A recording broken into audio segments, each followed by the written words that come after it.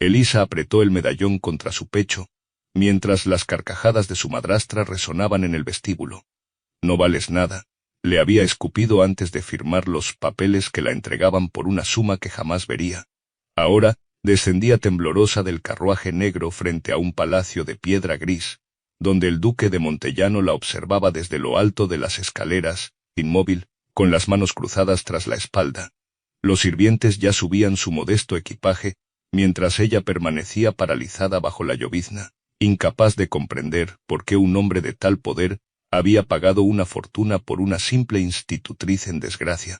El viento agitó su capa oscura cuando finalmente alzó la mirada, y descubrió en los ojos del duque algo que la estremeció. No era posesión lo que brillaba en ellos, sino un reconocimiento silencioso que nadie le había ofrecido jamás. El luto por su padre apenas había durado 3 días en aquella casa. Elisa Valmonte, de 23 años, hija de un respetado profesor de literatura, había pasado de ser la luz de los ojos de su progenitor, a convertirse en un estorbo para Margarita, su madrastra, quien nunca ocultó su desprecio hacia la joven.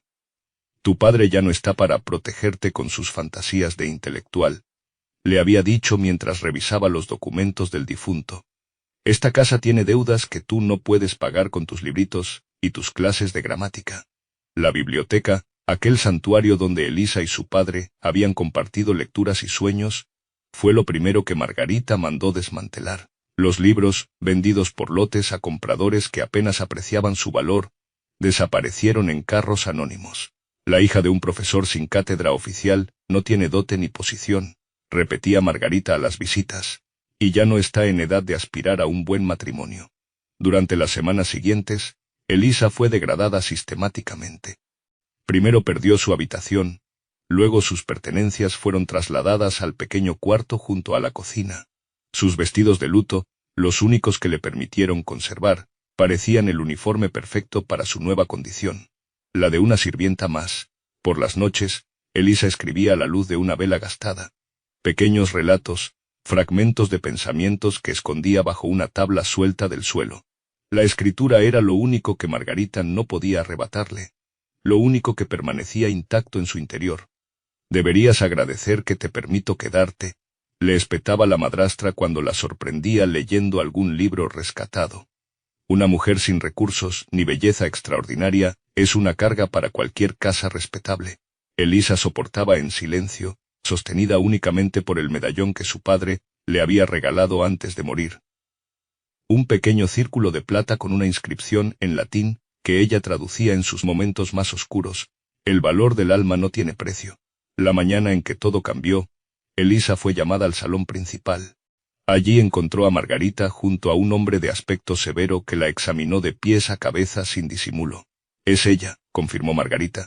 Sabe leer y escribir correctamente, conoce música y puede servir como institutriz o dama de compañía.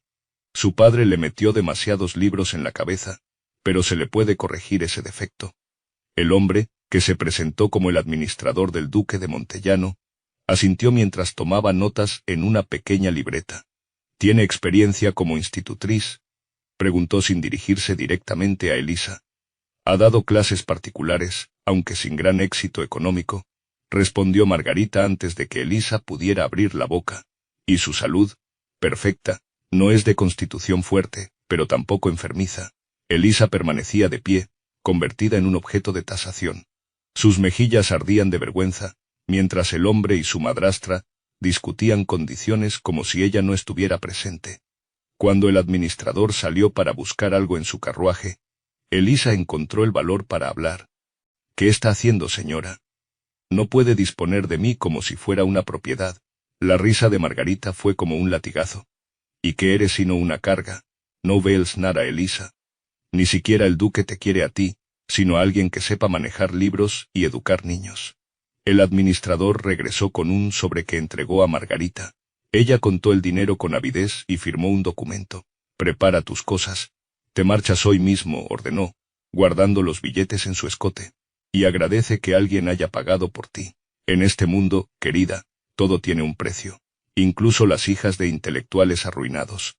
El carruaje negro avanzaba por caminos cada vez más solitarios. Elisa, sentada frente al silencioso administrador, Observaba el paisaje transformarse de campos cultivados a bosques densos y melancólicos. Las horas pasaban sin que su acompañante ofreciera más información que la estrictamente necesaria. ¿Cuánto falta para llegar a la propiedad del duque?, preguntó finalmente. Estaremos allí antes del anochecer, respondió él sin levantar la vista de sus documentos. Le recomendaría descansar mientras tanto, pero el descanso era imposible. Su mente oscilaba entre el miedo y la indignación. ¿Qué clase de hombre pagaba por una mujer sin siquiera conocerla? Las historias sobre nobles caprichosos y sus protegidas no eran desconocidas para ella. Apretó el medallón de su padre, su único tesoro, y se preguntó si debería haberlo vendido para evitar esta situación. Pero ya era tarde para lamentaciones. El administrador la observó por encima de sus papeles. El duque es un hombre reservado, comentó inesperadamente. Aprecia el orden y la discreción. Si cumple con sus obligaciones, no tendrá problemas. ¿Y cuáles serán exactamente mis obligaciones? Eso lo determinará él. Mi función termina cuando la entregue en el palacio. El carruaje comenzó a ascender por una colina empinada. A través de la ventanilla, Elisa vislumbró torres de piedra gris emergiendo entre la niebla del atardecer. Bienvenida a Montellano, anunció el administrador mientras el vehículo atravesaba unas imponentes puertas de hierro. A partir de ahora, su vida será muy diferente. El carruaje se detuvo frente a una escalinata de piedra pulida. El palacio de Montellano se alzaba imponente, con sus muros de granito y ventanales altos, que reflejaban el último resplandor del día. No era una construcción ostentosa, sino sobria y elegante, como tallada directamente de la montaña. Cuando el administrador abrió la puerta del carruaje, Elisa descendió con las piernas entumecidas. La llovizna otoñal humedecía el aire, creando un halo alrededor de las lámparas de aceite que iluminaban la entrada. Fue entonces cuando lo vio. En lo alto de la escalinata, un hombre permanecía inmóvil. Alto, de complexión fuerte pero no corpulenta, vestido completamente de negro salvo por el brillo plateado de un reloj de bolsillo que sostenía en su mano. Su rostro, parcialmente iluminado, mostraba facciones definidas y una expresión indescifrable. El duque de Montellano. Elisa permaneció paralizada mientras varios sirvientes se apresuraban a recoger su modesto equipaje. Nadie hablaba. El administrador hizo una reverencia y se retiró discretamente, dejándola sola ante la mirada del duque. Respiró hondo y subió los escalones con toda la dignidad que pudo reunir. A cada paso, la distancia entre ambos se acortaba, y Elisa podía distinguir mejor los rasgos del hombre: ojos oscuros bajo cejas pronunciadas, cabello negro con algunas canas prematuras en las sienes, y una cicatriz casi imperceptible que cruzaba su ceja izquierda. Al llegar al último escalón, se detuvo.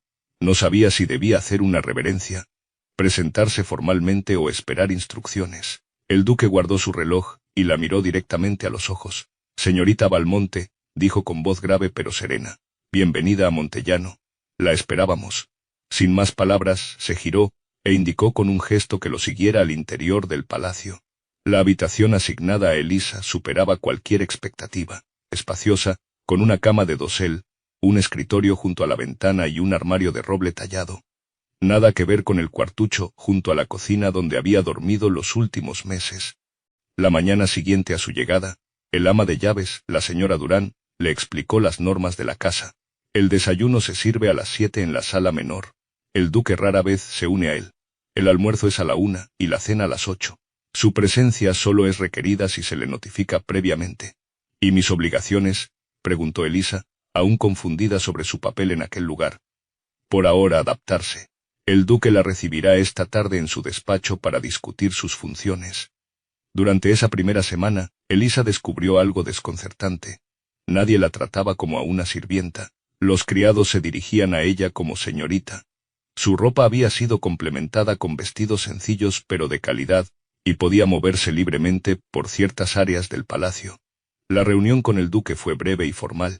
Él le explicó, sin rodeos ni falsas cortesías, que necesitaba alguien que organizara su biblioteca personal, y eventualmente, pudiera asistirlo con su correspondencia. No se le pedirá nada impropio, concluyó, como si hubiera leído sus temores. Tendrá libertad para rechazar cualquier tarea que considere inadecuada. Elisa salió de aquel despacho con una certeza inesperada. Por primera vez en mucho tiempo, Alguien la trataba como a una persona con dignidad. La biblioteca de Montellano era un santuario de conocimiento. 3 paredes cubiertas de estanterías hasta el techo, una chimenea de mármol en el centro, y ventanales que daban a un jardín interior. Elisa jamás había visto tantos volúmenes reunidos, ni siquiera en la colección de su padre. Su tarea de organización resultó ser un regalo disfrazado de trabajo. Pasaba horas clasificando tomos de historia, filosofía, ciencias naturales y literatura en varios idiomas. Cada libro que pasaba por sus manos era una ventana a mundos que creía perdidos tras la muerte de su padre. A veces, absorta en la lectura, olvidaba dónde estaba hasta que el reloj de pie marcaba las horas con su sonido grave. Otras veces se sorprendía escribiendo notas en los márgenes de su cuaderno, ideas que florecían espontáneamente al contacto con aquellos textos. Una tarde, mientras reorganizaba la sección de poesía inglesa, el duque entró silenciosamente. Elisa no lo notó hasta que él habló. «Veo que ha encontrado a Keats». Ella se sobresaltó, cerrando instintivamente el libro que estaba leyendo. «Disculpe, señor, me distraje un momento». «No se disculpe por leer. Sería absurdo rodearla de libros y esperar que no los abra». El duque se acercó y tomó el volumen. «¿Le gusta Keats? Mi padre solía leerme sus odas», confesó ella, «especialmente la dedicada a un ruiseñor». El duque asintió levemente, como aprobando algo que solo él entendía. «Los libros no están aquí como simple decoración, señorita Valmonte. Puede leer cualquiera que despierte su interés, siempre que mantenga el orden establecido». Antes de marcharse, añadió algo que resonaría en ella durante días. «A veces, los libros son el único lugar donde podemos reconocernos verdaderamente». Los rumores comenzaron a filtrarse a través de las paredes del palacio. Elisa los percibía en las miradas furtivas de los sirvientes, en las conversaciones que se interrumpían cuando ella entraba en una habitación, en los susurros que se desvanecían a su paso. La compró por una fortuna. Dicen que era casi una mendiga. El duque nunca había traído a una mujer a vivir aquí. Un día, mientras tomaba té en el invernadero, escuchó a 2 doncellas hablando tras los rosales. «El administrador le dijo a mi hermano que pagó 600.000 por ella», comentaba una. «¿Te imaginas? Por una simple institutriz. Debe haber algo especial en ella que no vemos», respondió la otra con tono sugerente. «El duque es un hombre, después de todo». Elisa sintió que el té se volvía amargo en su boca. 600.000. Una cantidad que podría comprar varias propiedades. ¿Por qué alguien pagaría tanto por ella? La señora Durán, quien parecía tener ojos y oídos en cada rincón del palacio, notó su inquietud. «No preste atención a las habladurías, señorita. Esta casa ha estado demasiado tiempo sin una presencia femenina respetable, y eso alimenta la imaginación ociosa». «¿Por qué el duque me trajo aquí?», preguntó Elisa directamente. La mujer la miró con expresión indescifrable. «Cada quien guarda sus razones, señorita. Lo único que puedo decirle es que, en mis 30 años sirviendo a la familia Montellano, jamás he visto al duque hacer algo sin un propósito claro y justo. Los encuentros con el duque eran escasos pero intensos. No hablaba mucho, pero cada palabra parecía cuidadosamente elegida». Elisa comenzó a notar pequeños detalles, como sus ojos se detenían brevemente en los títulos de los libros que ella dejaba sobre la mesa, cómo su postura rígida se relajaba ligeramente cuando discutían sobre literatura, cómo a veces la observaba cuando creía que ella estaba distraída. Una tarde lluviosa, mientras Elisa catalogaba una colección de mapas antiguos, el duque entró en la biblioteca con un libro bajo el brazo. «Encontré esto en mi despacho», dijo, extendiéndole un volumen desgastado. «Creo que le interesará». Era una primera edición de Orgullo y Prejuicio, con las páginas amarillentas por el tiempo. «Es extraordinario», murmuró ella, acariciando la cubierta con reverencia. «¿La ha leído?» «Varias veces. Mi padre decía que Jane Austen entendía mejor la naturaleza humana que muchos filósofos». Una sombra de sonrisa apareció en el rostro habitualmente serio del duque. «Su padre parece haber sido un hombre sensato». «Lo era», respondió ella, sintiendo un nudo en la garganta. Se produjo un silencio, pero no incómodo. El duque se acercó a la ventana y contempló la lluvia. «¿Sabe por qué valoro tanto esta biblioteca, señorita Valmonte?». Elisa negó con la cabeza. «Porque aquí las palabras importan más que los títulos. Un libro no es mejor por estar encuadernado en piel o en papel simple. Su valor reside en lo que contiene». Sus miradas se encontraron brevemente, y Elisa sintió que hablaba de algo más que de libros. Días después, durante la cena, la primera a la que había sido formalmente invitada, el duque le preguntó sobre sus escritos. Ella se sorprendió. ¿Cómo sabe que escribo? La tinta en sus dedos. La forma en que a veces se queda mirando al vacío, como componiendo frases en su mente. Y porque encontré algunas notas suyas entre las páginas de Keats. No era mi intención. No me malinterpret. Me gustaría leer algo suyo, si algún día considera que merece ser compartido. La conversación con el duque despertó algo en Elisa. Aquella noche, en la intimidad de su habitación, sacó el pequeño cuaderno que había traído consigo, y comenzó a escribir con una intensidad que no sentía desde antes de la muerte de su padre. Escribió sobre la pérdida, sobre la humillación, sobre el miedo, pero también sobre la biblioteca, sobre los libros que la habían recibido como viejos amigos, sobre la extraña paz que sentía en aquel palacio de piedra. Cada noche, después de terminar sus tareas, dedicaba una hora a la escritura. A veces eran relatos cortos inspirados en los libros que había leído durante el día, otras reflexiones sobre su situación actual, ocasionalmente, recuerdos de su vida anterior. La escritura se convirtió en su forma de resistencia silenciosa, en su manera de afirmar que seguía siendo ella misma a pesar de las circunstancias. En aquellas páginas no era la institutriz rescatada, la mujer comprada, la protegida del duque, era simplemente Elisa, con sus pensamientos, sus miedos y sus sueños. Una mañana, encontró sobre su escritorio un pequeño cofre de madera tallada. Dentro había un tintero de cristal, varias plumas de calidad superior, y un cuaderno de cuero con las iniciales E.B. grabadas en la portada. No había nota, pero no la necesitaba para saber quién era el remitente. Aquel gesto la conmovió más que cualquier palabra. El duque no solo había notado su pasión por la escritura, sino que la alentaba silenciosamente. Esa tarde, mientras organizaba la correspondencia en el despacho, se atrevió a dejar sobre la mesa del duque un sobresellado. Dentro, un relato breve inspirado en un ruiseñor que cantaba cada noche bajo su ventana. Era su forma de decir gracias, y quizás también de empezar a confiar. La oportunidad llegó inesperadamente. El mayordomo había dejado abierto el despacho de administración, mientras atendía una urgencia en las cocinas. Elisa, que pasaba por el pasillo, vio sobre el escritorio un libro de cuero rojo con el escudo de la familia Montellano. La curiosidad pudo más que la prudencia. Entró silosamente y hojeó el volumen, descubriendo que era el registro oficial de todos los habitantes del palacio. Nombre, posición, fecha de ingreso y estatus. Su corazón se detuvo al encontrar su propio nombre. La fecha coincidía con su llegada, pero lo que la dejó helada fue la clasificación junto a su nombre. Huésped protegida, adquisición personal del duque. Más abajo en letra pequeña, figuraba la cantidad, 600.000, y una nota adicional, estatus especial, acceso ilimitado a biblioteca y jardines, no sujeta a órdenes del personal.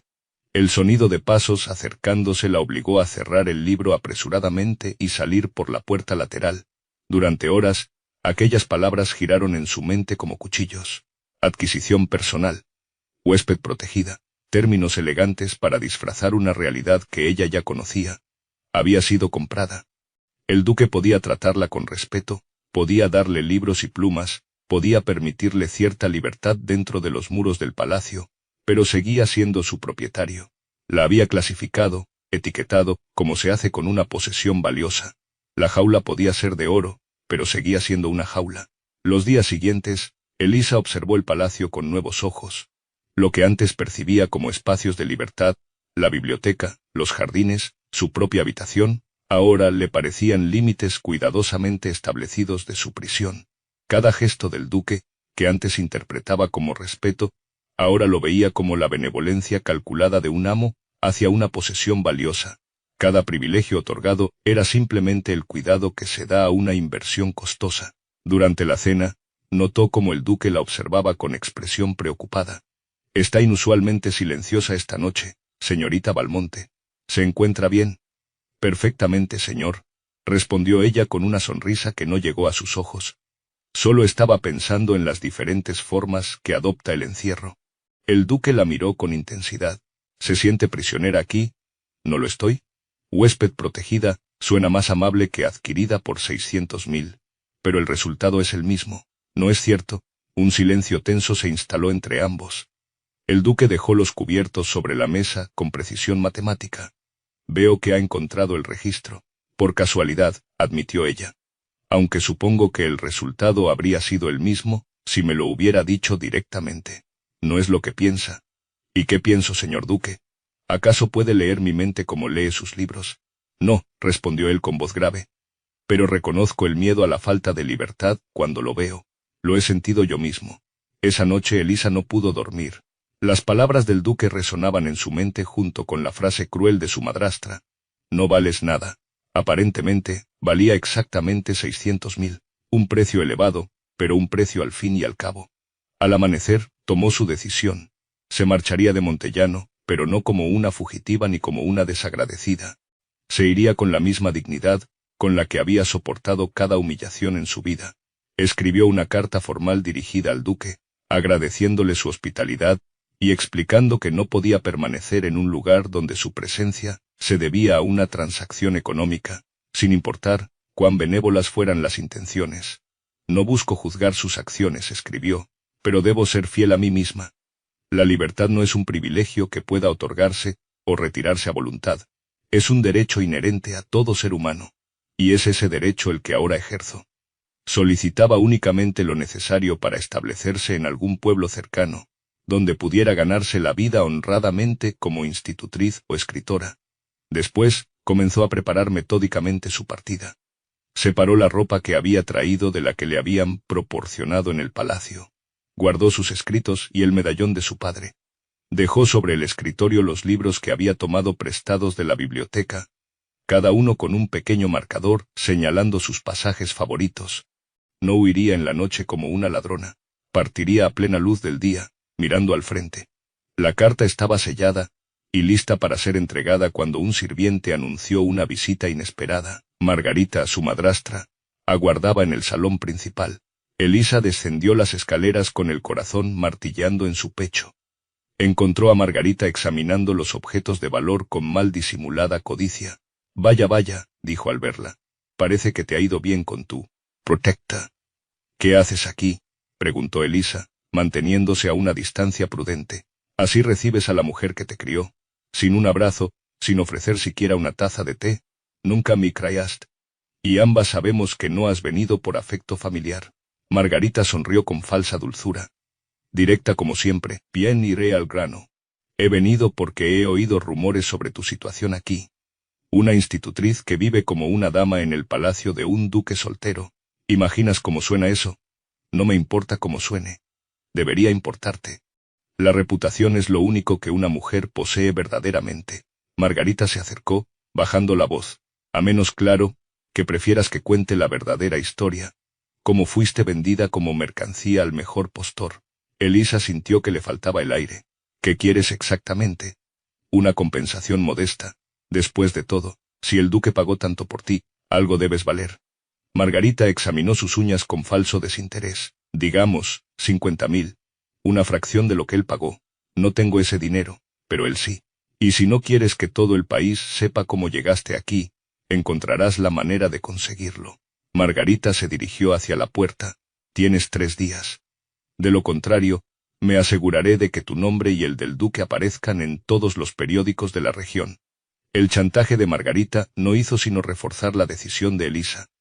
No solo debía marcharse por su propia dignidad, sino también para evitar que el nombre del duque se viera manchado por su causa. A pesar de todo, él la había tratado con respeto, y no merecía verse envuelto en un escándalo. Modificó su carta, eliminando cualquier mención a los 600.000 o al registro. Se limitó a expresar su gratitud y su deseo de independencia. No pediría dinero. Buscaría trabajo en la ciudad más cercana, utilizando las referencias que había acumulado antes de la muerte de su padre. Empacó lo estrictamente necesario en una pequeña maleta. Junto a su ropa más sencilla y sus cuadernos de escritura, guardó el único libro que se permitiría llevar. La primera edición de Orgullo y Prejuicio, que el duque le había regalado. No era robo, se dijo, sino un recuerdo de los días en que había redescubierto su amor por la literatura. La señora Durán la observaba con preocupación, mientras Elisa organizaba meticulosamente sus escasas pertenencias. ¿Está segura de su decisión, señorita? El mundo exterior puede ser despiadado con una mujer sola. Lo sé mejor que nadie, respondió Elisa con una sonrisa triste. Pero prefiero enfrentar esa crueldad como una mujer libre que vivir en la comodidad, sabiendo que mi presencia aquí se debe a una transacción. El duque no lo verá así. Entonces tendrá que aprender a respetar mi elección, como yo he aprendido a respetar su autoridad. La mañana señalada para su partida, Elisa se vistió con sencillez pero elegancia. Dejó la carta sobre su cama, perfectamente visible, y bajó al comedor para su último desayuno en Montellano. Para su sorpresa, el duque estaba allí, algo inusual a esa hora. Más sorprendente aún fue encontrar a Margarita sentada a la mesa, con una expresión de triunfo apenas disimulada. «Buenos días», saludó el duque con formalidad. «Su madrastra ha venido a visitarla nuevamente. Me tomé la libertad de invitarla a desayunar con nosotros». Elisa asintió, incapaz de articular palabra. La presencia simultánea de ambos creaba una tensión casi insoportable. «La señora acaba de compartir conmigo una preocupación sobre su bienestar», continuó el duque mientras servía té. «Aparentemente, teme que esté usted, como lo expresó, así, en una situación comprometedora». Margarita sonrió con falsa preocupación. «Solo me inquieta el qué dirán, excelencia. Una joven soltera viviendo bajo el techo de un hombre soltero, sin importar cuán noble sea éste». «Comprendo perfectamente», respondió el duque. «La reputación es, como usted bien señaló, un tesoro frágil». Elisa observaba el intercambio con creciente asombro. El duque parecía extrañamente sereno, casi divertido. «He estado pensando en su propuesta», continuó dirigiéndose a Margarita. 50.000 para garantizar su silencio sobre la situación de la señorita Valmonte. Elisa palideció. ¿Cómo sabía él sobre el chantaje? «Es una suma razonable, considerando las circunstancias», respondió Margarita, lanzando una mirada de advertencia a su hijastra. «Sin duda». El duque tomó un sorbo de té. «Sin embargo, me pregunto si es usted consciente de que el chantaje es un delito castigado con prisión en este país». La taza de Margarita tintineó contra el plato. «No sé a qué se refiere, excelencia. Solo expresaba mi preocupación maternal». «Por supuesto». El duque sonrió levemente. Igual que expresó esa misma preocupación cuando vendió a su hijastra, afirmando que no valía nada. El silencio que siguió fue absoluto. Margarita miró a Elisa con odio, como si la hubiera traicionado. «Nunca le conté eso», susurró Elisa, tan sorprendida como su madrastra. «No fue necesario», respondió el duque, levantándose. «La verdad, señorita Valmonte, a veces se revela no por lo que se dice, sino por cómo se actúa, y su madrastra acaba de confirmar con su conducta todo lo que necesitaba saber». Tras la abrupta salida de Margarita, escoltada firmemente por 2 sirvientes hasta su carruaje, el duque invitó a Elisa a acompañarlo a la galería de retratos.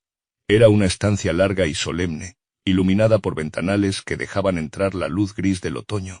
Decenas de rostros aristocráticos los observaban desde marcos dorados. «Encontré su carta», dijo el duque sin preámbulos, «la que dejó sobre su cama». Elisa mantuvo la compostura, aunque sentía que el suelo se movía bajo sus pies. «Entonces comprenderá mi decisión». «La comprendo, pero no la comparto». El duque se detuvo frente al retrato de un hombre mayor con su mismo porte.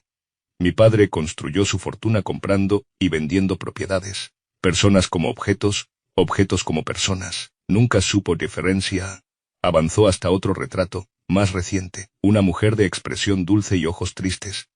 «Mi madre fue parte de una transacción similar. Un matrimonio arreglado para salvar a su familia de la ruina. Vivió y murió como un hermoso objeto decorativo en este palacio». Elisa escuchaba en silencio, intuyendo que estas confesiones tenían un propósito. «Cuando asumí el ducado, juré que nunca trataría a nadie como una posesión, que el dinero sería una herramienta, nunca un fin». Se volvió hacia ella con una intensidad que la estremeció. «Necesito que entienda algo, señorita Valmonte. Sí, pagué 600.000 por usted, pero no para poseerla». «¿Entonces para qué?». La pregunta escapó de sus labios antes de que pudiera contenerla.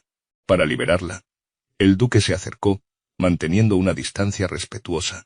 La clasificación en el registro fue un error del administrador. Debió anotarla como invitada, no como adquisición. Pero el daño está hecho, y entiendo su reacción.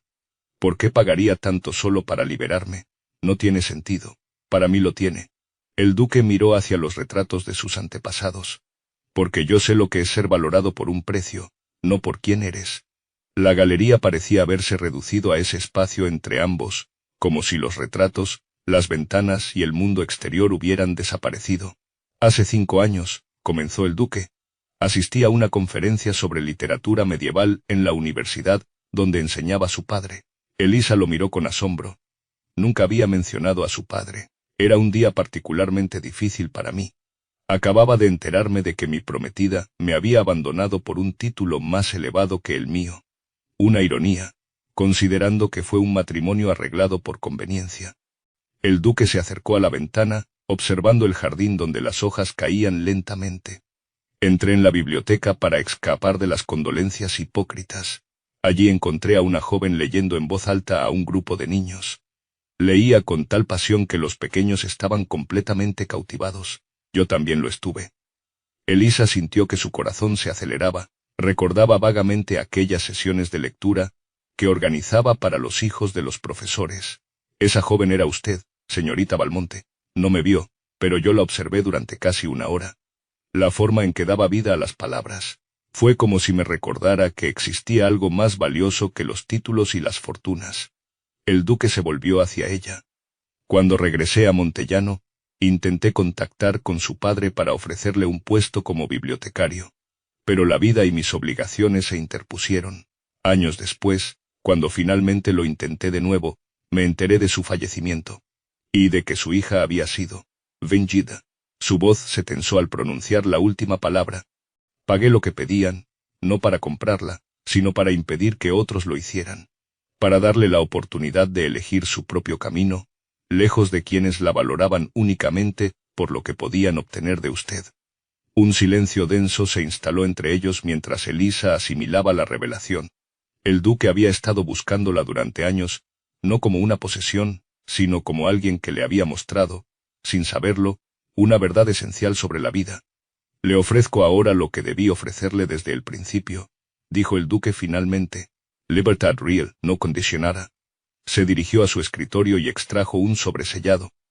Aquí hay suficiente dinero para establecerse donde desee. También cartas de recomendación para varias escuelas y editoriales. Su talento merece ser reconocido. Elisa tomó el sobre con manos temblorosas. ¿Por qué no me lo dijo antes? Porque quería que me conociera por quién soy, no por lo que hice.